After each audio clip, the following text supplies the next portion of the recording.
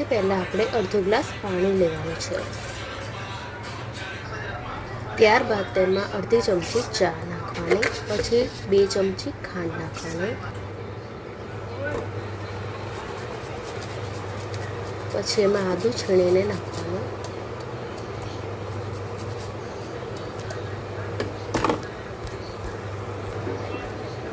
ત્યારબાદ ફુદીનો નાખવાનો,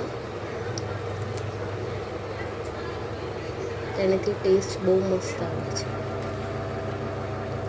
હવે બોઇલ થાય પછી દૂધ નાખી દેવાનું, પછી 4 થી 5 ઉભરા આવવા દેવાના,